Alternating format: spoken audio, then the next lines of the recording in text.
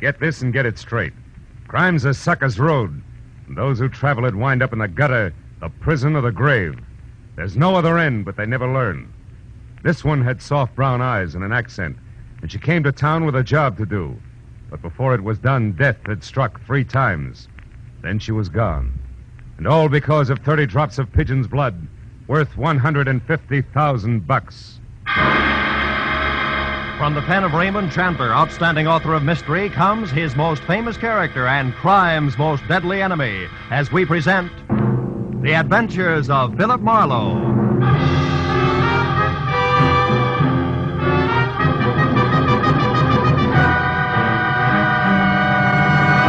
Now, with Gerald Moore, starred as Philip Marlowe, we bring you tonight's exciting story, The Pigeon's Blood.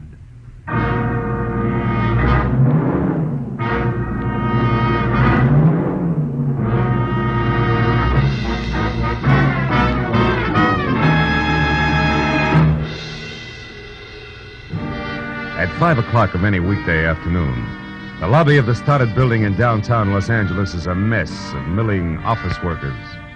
So I was 10 impolite minutes peering into chattering faces before I found my new client, Charlene Danielle. When she'd called me an hour ago, her slight French accent had been coated with worry, as she identified herself as an illustrator for a fashion magazine with offices in the building, and said that she needed help.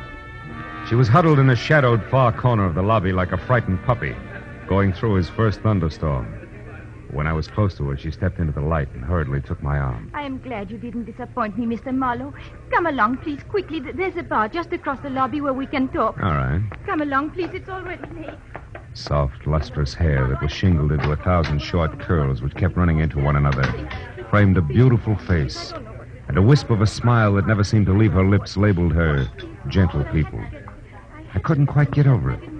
When we were inside the bar and seated at a table, she was still talking. I was still thinking how lovely she was. Mr. Marlowe, are you listening? Oh, yes, of course I am. Yes. Now, what I want you to do is simple but very, very important. It must be done at once. Easy, honey. That's not going to help any. Now, one step at a time. What is it, Charlene? I'm sorry. It's a terrible man named Marty Loomis. He lives here in Los Angeles on North Rossmore Street, number 7710, a private house. He is the one who had the collection stolen from Vivian's father. I know he is... Hey, wait a minute. Whoa. Slow around the corners, huh? Now, first of all, what's the collection of? Rubies, Mr. Marlowe. Rare pigeon's blood rubies. Exquisite ones. The 30 of them worth at least, the very least, $150,000. Tell me, are all the rubies as lovely as you are? Please, Mr. Marlowe. Okay. Who's Vivian? My best friend, the girl I grew up with in Lyon. She's still in France, but I got out before the war to Mexico and Senada. Some friends at the Riviera Pacifico helped me to get to California. Vivian and her father, Maurice Jardot, an old man now. They lost everything they had, family, a home, their business, and then they had only the rubies left. Which should bring us to this guy Loomis, huh? It does. Mr. Marlowe, he was in France only last month, a guest in the Jardot home. A charming American businessman who was going to buy the rubies. But who just wouldn't say when. Tell me, Charlene, did anybody actually see him take the stones? No, but there's no doubt that he did it, Mr. Marlowe. He was one of the few persons who knew where Monsieur Jardot kept them. What about the police? Oh, no, Mr. Marlowe, not yet. Only when we know that Loomis still has the stones, when we know where the rubies are. You see, any hurried arrest would only mean that the jewels would be gotten rid of, gone forever. Why isn't Vivian here, Monsieur Jardot? I told you. He is an old man, a broken man, and they are penniless. The rubies were going to be sold. That's why this Loomis was visiting with them. Now, please, Mr. Marlowe, can you do this for me? Can you find out where the jewels are? It would mean so much if we can return them. So much. Yeah. Where can I find you later, Charlene? I live at the Bradford Arms. The telephone number is Sunset 10229. 10229. Now, what is your fee, please? Well, we'll talk about it later, huh? All right. You are kind. I only hope that later isn't too far away. For Monsieur Jardot's sake? Why, yes, for everybody's sake. Good luck.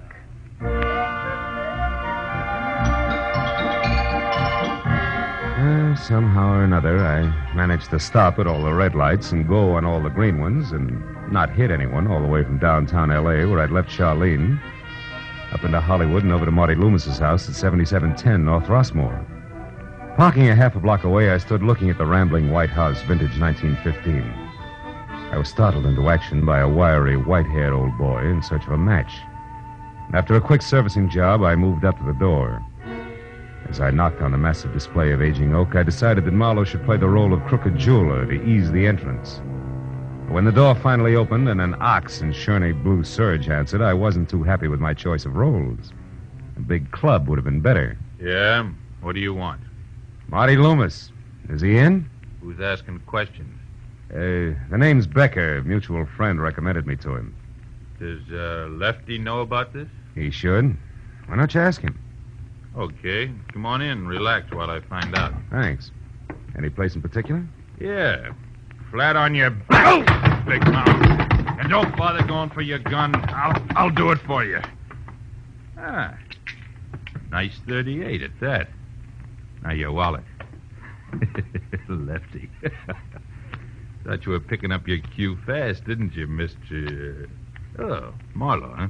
Private detective. What were you thinking about when you bit, Big Mouth? Something nice and calico? You're warm, Buster. My mistake. Where do we go from here? You, no place. Till I make a phone call. Excuse me. Big jerk. Westwood 9903. Yeah. My number? Gladstone, 2742.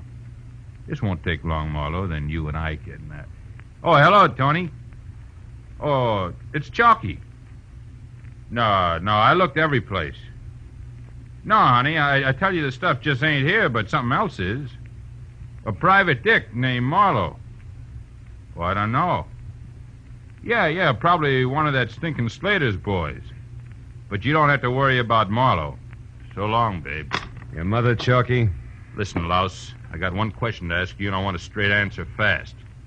Are you working for Zig Slater? I don't remember. Well, that's too bad.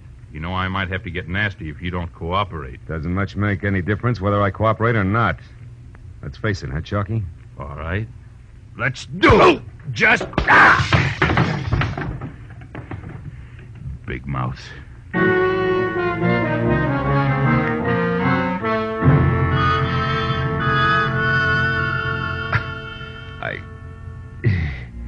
By the time I sorted my legs out from those that belonged to the coffee table, Chalky was gone. But in his wake, there were three things that a very fast, superficial search revealed. My gun in the hall outside, empty. Next to the door, my wallet intact. And near the overturned coffee table, a pawn ticket from the Ryan Loan Company, corner Hill and 8th. Receipt for one gray topcoat, right sleeve ripped, allowing $7.50. I dropped it in my pocket, then put through a call to one Lieutenant Ibarra at police headquarters. In a few minutes, I knew that Zig Slater was a fence who had done time twice on stolen property charges, and at present could be found in or around a shop on La Cienega Boulevard near Melrose, where he sold, of all things, tropical fish. I hung up and started out of the door of my car. But in less than 50 feet, I knew I wasn't alone. My shadow was the shock of white hair who earlier had stopped me for a match. It was his turn to be surprised when I suddenly wheeled, grabbed at both his lapels, and shook. Well, Hey, what are you doing? it's no rumble, Pop. Believe me, I just want to rearrange your marbles. Now, listen. So that when you start talking, it comes out straight. Now, why are you following me? And tell me you need me another match. Come on. I'm telling you because I want to warn you. About what? A giant of a man I just saw near your car. In a beat-up blue Surge, maybe? Yeah, that's right. You see, I live across the street, and after you gave me that match, I took my regular evening walk. But when I got back, I saw this man, this giant. He was going to let the air out of your tires, I know, but I stopped him. Yes, sir. I yelled at him real loud, and he ran away. He cursed me first, though. Now, aren't you sorry you shook me like you did? Yeah, I am. I'd let you shake me back, but there isn't time, Pop. Well, no matter, fella. I guess I can figure it all right. I mean, the way you're acting must be a beautiful girl behind this someplace. Always is, right? Right. Just to make sure she stays that way, you'll excuse me, but I gotta see a man about some tropical fish. So long, Pop.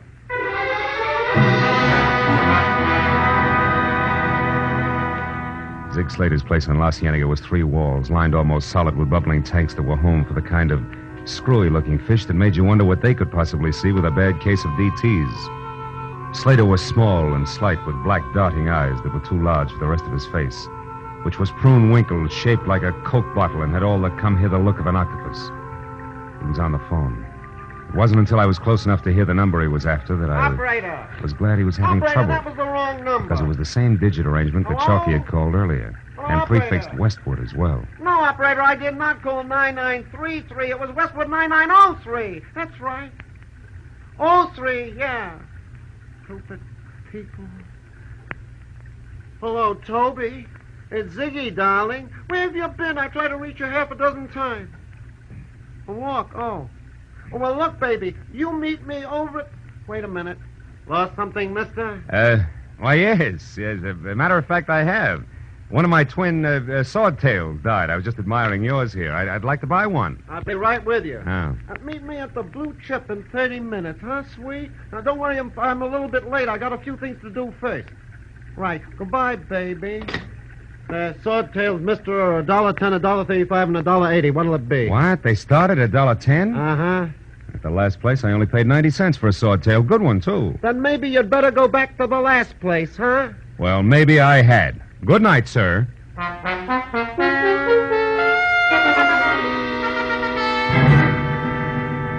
was outside in my car and pointed toward the Blue Chip, which was an ex-speakeasy on Santa Monica Boulevard that had quite never gotten over it. I knew that I had something to work on before it was time to call Charlene and report that so far I had located neither the Rubies nor Marty Loomis. With luck, I could have words with Toby at the Blue Chip before Slater arrived. So 20 minutes later, when I was there and seated at an all-alone table for two, drink in front of me, I looked up at the sound of high heels clicking toward me and the 5.5 feet of blonde who grew out of them in wraparound suede. When I called Toby by name and she pivoted like she was built on a hinge, I was back in business. I don't know you. What do you want? If it's handy, Chalky's telephone number. You're Marlowe, aren't you? Yes, and private detective you ordered bounced around. Now, let's not waste any more of each other's time, Toby. Where's Marty Loomis? Oh, sorry. I never heard of him. Or the Pigeon Blood Rubies? Who are you working for, Marlowe? Don't you remember? I'm one of Slater's boys. You're a liar. Not a double-crosser, Toby. Oh, what do you mean by that? And when you're on the phone with Chalky, Brother Ziggy is referred to as the stinking Slater. But when Slater's on with you, it's sugar and spice all the way around. Which means what? That you're not even close to being on the level with one of them. I discount Chalky because his kind you hire, pay, and forget. When the job's done, Marlowe, so behave. He's right outside that back door. It's a little thoughtless of you, isn't it, Toby? The lad's topcoats in hockey might catch cold. That I'd hate to see. I'll bet. Now look, Marlowe, once more. What are you after? 1 Rubies, 2 Marty Loomis. And if I can't help you find either of them? Then I go to Slater. On whose behalf? My client who represents the real owner of the stones. Named what? It escapes me, Toby.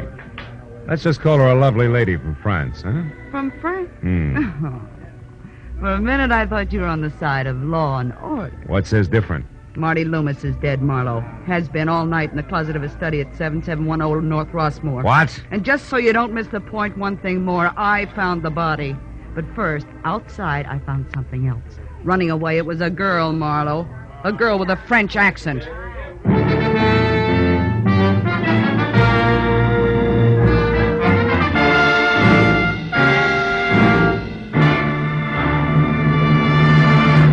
In just a moment, the second act of Philip Marlowe. But first, for those who delight in the fast action and faster thinking that thwart the evildoer, CBS brings you 3 outstanding examples every Sunday. The Green Llama brings you the adventures of wealthy young Jethro Dumont, who uses his knowledge of the mysterious East to combat evil doings on this side of the Pacific. Call the Police summons Police Commissioner Bill Grant to trail the objectionable offender and bring him to justice. Sam Spade, well, what need to enlarge upon the extraordinary exploits of Dashiell Hammett's brilliant Private Eye, hero of the Maltese Falcon, and many other crime classics. You can find these thrilling examples of mystery adventure delight every Sunday on most of these CBS stations. And now, with our star, Gerald Moore, we return to the second act of Philip Marlowe and tonight's story, The Pigeon's Blood.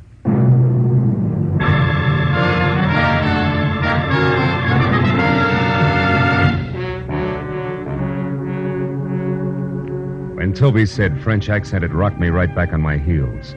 I stood there with my mouth open, trying to reconcile death in a closet with the soft, deep brown of Charlene's eyes.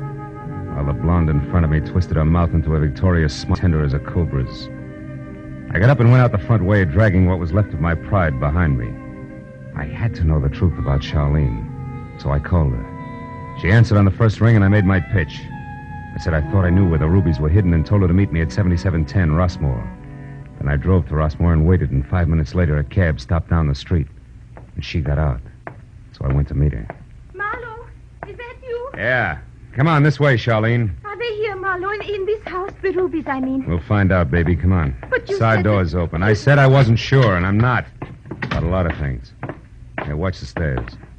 They should lead to the study. You Yes, still with me? I'm coming. Yeah, this is it. Oh. Okay, Charlene. Now, if I've been lied to, this is the place to check. We'll start with that closet there. The closet? Yes, open it up. Go on, open it. All right. No, I can't. You can't because you already know what's inside, don't you? Well, I'll open it for you. No. Oh, I didn't do it. I didn't. You knew he was there, so he must have been in here before. Yes, I was. I admit it.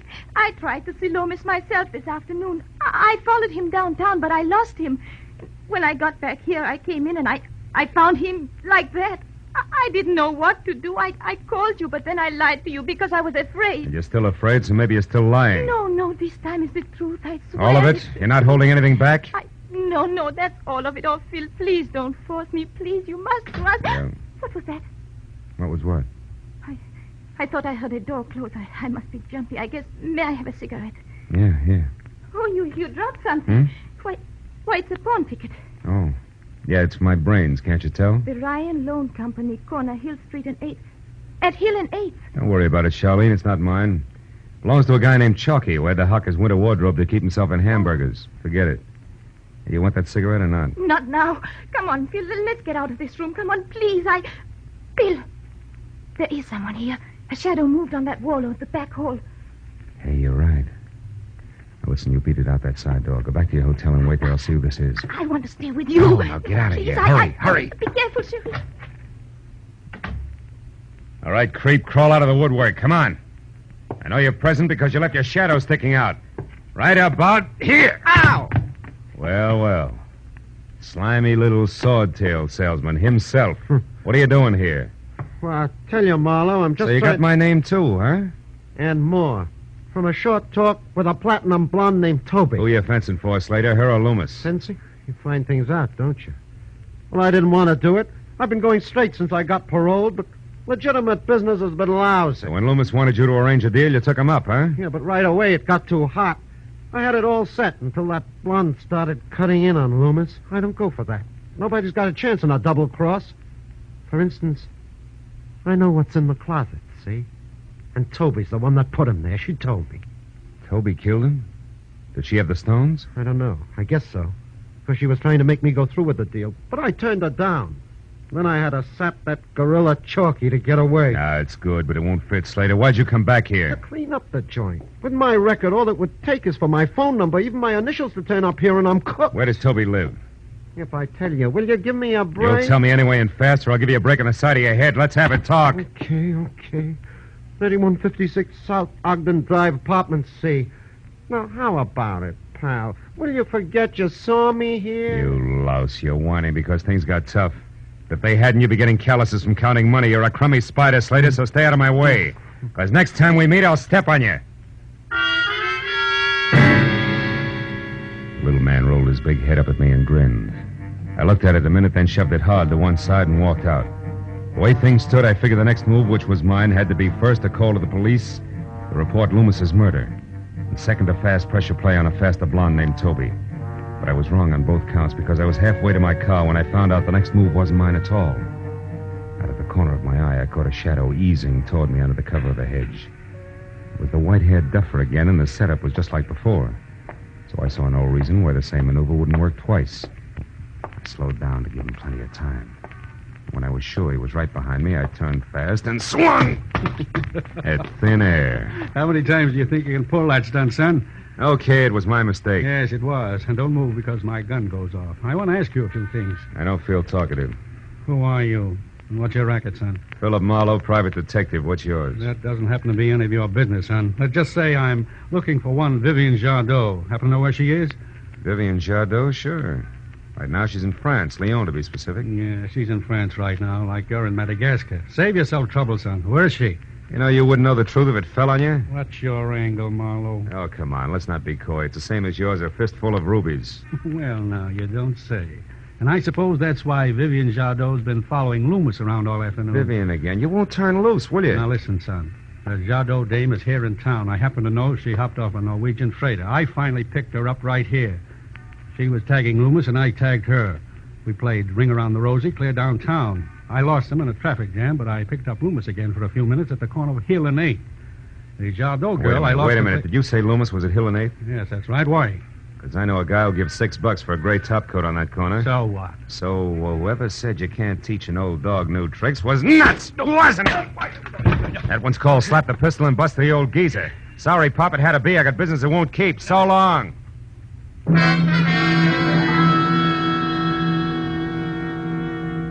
I ran my car, piled in, and headed down Wilshire Boulevard wide open. Because any way I looked at it, Ryan's pawn parlor at Hill and 8th was home plate, and the time I'd spent gabbing with Pop, there was a good chance that blood was already being spilled on an old gray topcoat with a lining full of rubies.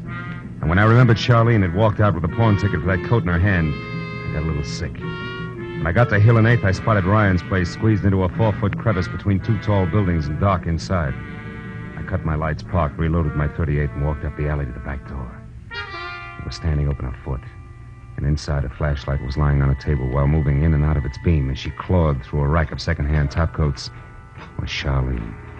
Had her feet face up on the floor with a nasty gash over one eye. It was a man who no doubt used to answer to the name of Ryan. I eased the door open another foot and went in. I got as far as the glow of light before she saw me. Phil! Oh, no. Why'd you slug him, honey? You had the ticket. You could have just... She didn't slug him, Marlowe. I did. Slater. Yeah, don't turn around. Just toss your gun back here. Come on. That's it. Well, that takes care of everybody now. We're all here so we can get back to work. Aren't you forgetting Toby and her trained ape? No, Toby can't make it. And Chalky won't without her. She can't make it because she's dead. I found a nice closet for her, too. Oh, I told you a fib when I said she killed Loomis. I did that to both of them. Because they were double-crossing me. They were cutting me out of my own deal, and they were laughing about it. I can't stand to have people laugh at me. It's my fault, Phil. I didn't wait for you. When I realized that Loomis had pawned the coat and not that Chalky, I was sure that he had hidden the rubies in it for safekeeping, so I came here and now... And so did I, and I caught her. Then I set a little trap for the big, strong man who steps on little spiders. Now, you, which coat is it? This one? No, I don't know. Oh, so it is this one. Well, give it to me. No, you can't take it. Stay away from me. Give me that. Charlene, don't be a fool. Let him have the coat. No, the rubies in it are mine. They belong to my father. I came halfway around the world to get them and to take them home, and I won't give them up to this grotesque, ugly little man. What did you won't. say? Why, No, you... Get out. No! Slater. He's hit, but... He sure is, son. The door here was as open as an invitation to the old-timers' picnic. I've been listening. Now, don't move now, either one of you. I've still got some business with Miss Vivian Jadot. Hey, come back here. Charlene! You missed. That's your last chance. Believe me, you trigger-happy jerk. She's out the door. Stand aside, son. I've got to get that girl. I don't think so. Whose car is that out there? Yours? Yeah, with a full tank of gas. What are you grinning about? Okay, son, she's gone. Girl, coat, and rubies. Got away from both of us, didn't she? And from the look on your face, you're not quite sure whether you've lost or won.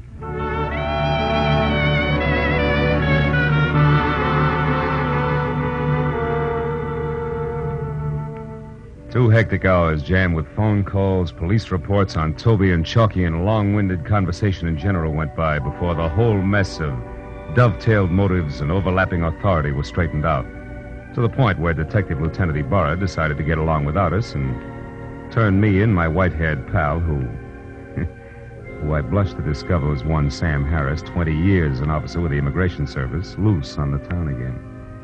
In Sam's car, we threaded through the traffic. Big night, wasn't it, son? Yeah. You know, Sam, you should have told me who you were and saved yourself that swollen jaw. Yeah, that's all right. In a mix-up like this one was, a few loose teeth are better than a loose tongue any day. All I knew was that Vivian Jadot was an alien who jumped ship. I didn't know a thing about those rubies until I was right in the middle of it. And she just made up the whole story, huh? About being Charlene Danielle and working here as an illustrator? That's right. What are you going to do about her, Harris? Well, son, as it works out, I'm on her side now.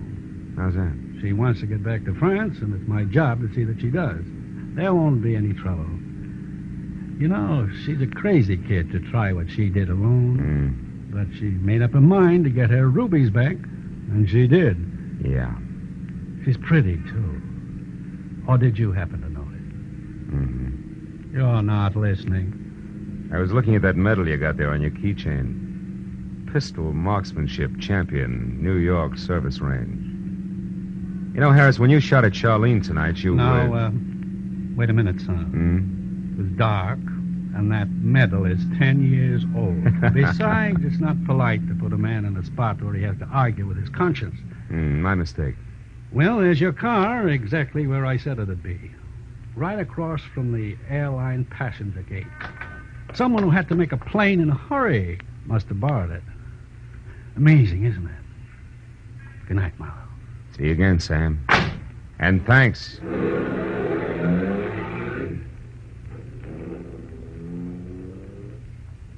When Harris drove away, I walked over to my car and got in. But I didn't start up right away. Instead, I just sat there and thought of a plane fading off somewhere in the night. And a girl from France with soft brown eyes. And remembered that I didn't even get a chance to say goodbye. But then I saw it. The note stuck over the ignition key, scribbled on an old envelope in hurried pencil. All it said was, "Someday, Sherry, someday."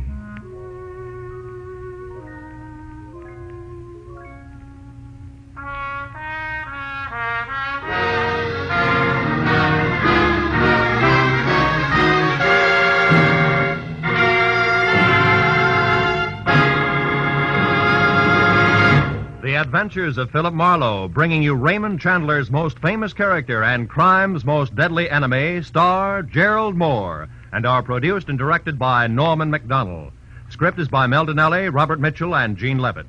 Featured in the cast were Elma Lawton, Edgar Barrier, Gloria Blondell, Herb Butterfield, and Barney Phillips. The special music is by Richard Orant. Be sure and be with us again next week when Philip Marlowe says... Easy money is a sucker's racket. This time it started as a routine search for a rich girl's fiancé, and the trail led to a silent house haunted by a face at the window and blood in an open cedar chest. But before it was over, it became a quest for a corpse that wouldn't sit still.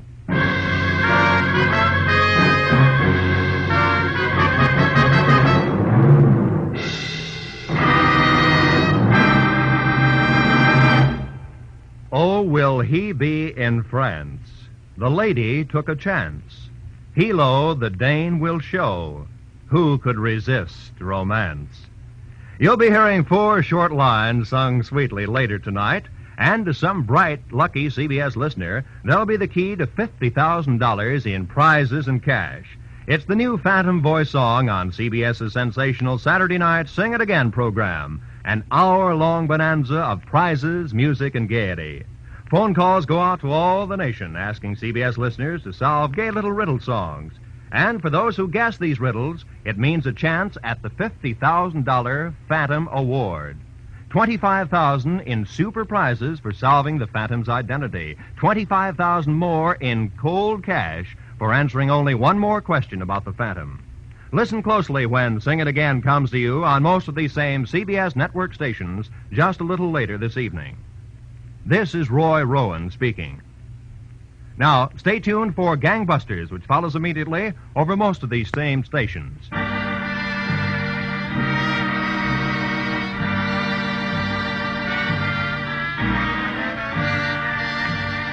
This is CBS, the Columbia Broadcasting System.